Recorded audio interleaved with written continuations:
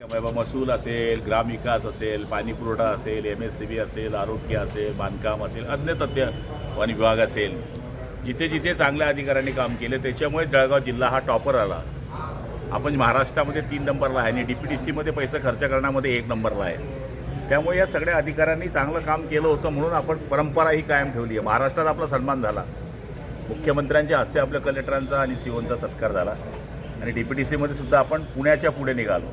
याचा अर्थच हा होतो की अधिकारी आणि कर्मचारी आणि लोकप्रतिनिधी यांचं जर सख्य नातं असलं तर आपण जिल्ह्याचे पैसे रुपयानं रुपया खर्च करू शकतो. ते आपण या ठिकाणी सिद्ध केलं होतं.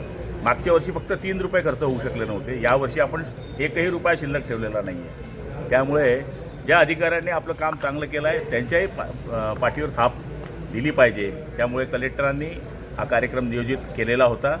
त्यामुळे आम्ही मंत्री रक्षाताई, आपले खासदार साहेब, आपले आमदार साहेब सगळे उपस्थित होतो आणि त्यांचं आम्ही अभिनंदन केलेलं आहे. बहुत शरद पवार गटाचे लोक आता अजित पवार गटाच्या वाटेवर जायला पाहायला मिळालेले आहे. मोठ्या संख्येने तिकडे वाटचाल चाललेली आहे. हे बघा, काही तर आपल्या स्वार्थाकरता जाते. त्या जळगाव जिल्ह्याचं उदाहरण आहे.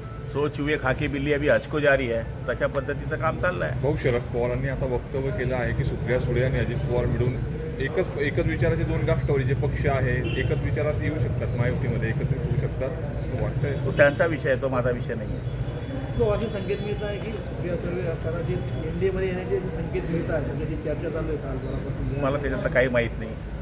आता शेवटी निवड हे लोकप्रतिनिधी आहे. कोण कुठे काय जाईल हे गॅरंटी आहे. हां, त्यामुळे आपण काय सांगावं, ज्याचे त्याचे विचार आहे. ठीक आहे. जय महाराष्ट्र.